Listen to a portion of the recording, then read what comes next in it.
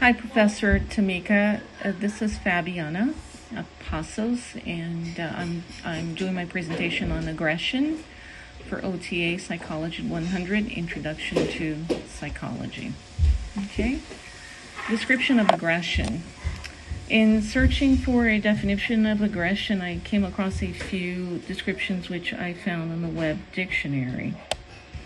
Some of them, or a few of them, are, for example, a forceful action or procedure such as an unprovoked attack, especially when intended to dominate or master, the practice of making attacks or encroachments, and hostile, injurious, or destructive behavior or outlook, especially when caused by frustration. Although they describe aggression differently, they definitely have one thing in common. They all describe aggression as a negative behavior. Even in our ebook, it also describes aggression in a negative manner. For example, our ebook says we need look no further than the daily news cycle to be bombarded with examples of aggression, the intentional injury of or harm to another person, both on a societal level and then individual level. Okay. Going on to different causes and theories of aggression. For the online resources, there are social causes, cultural causes, and frustration causes. Social causes, for instance, tells us that if we grow up in an environment where aggressive behaviors are the norm, then we're much more likely to exhibit those same behaviors or responses. That's a learned behavior where monkey see, monkey do. For example, a boy hits his sibling for breaking his toy. He most likely learned that aggressive behavior from an adult at home or even in school or anywhere in our society. Cultural causes, for instance, tells us that aggressive behaviors are reinforced by society. For example, in many cultures, boys are expected to be strong and brave instead of just being a boy.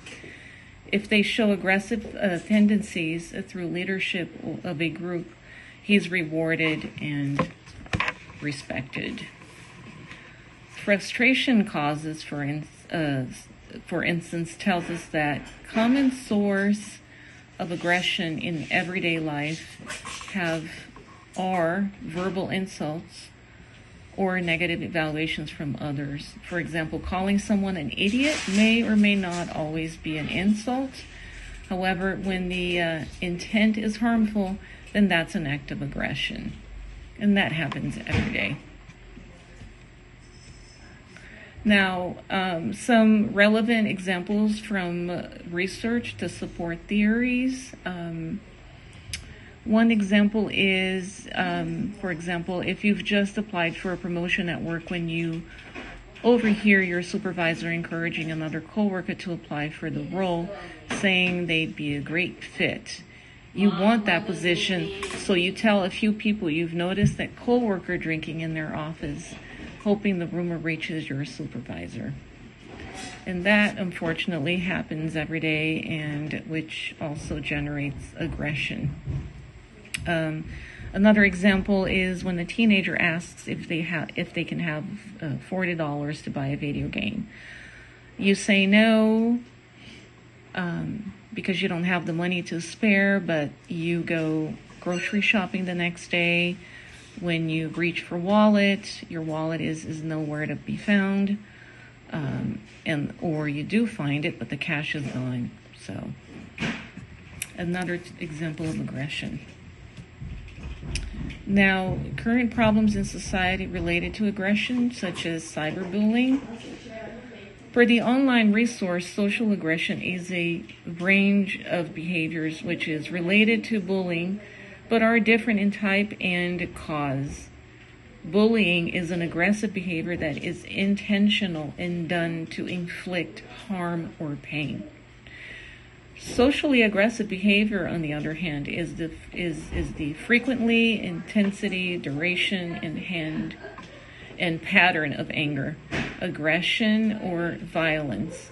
Socially aggressive individuals may not even be aware that they're breaking social norms or how they're affecting others. Unfortunately, as technology and access to media progresses,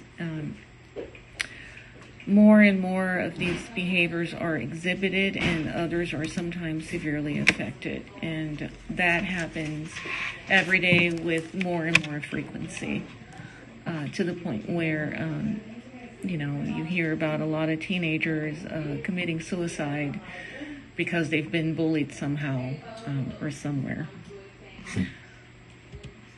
Possible ways to reduce aggression-related behaviors. There are, per the resources, there are catharsis, punishment,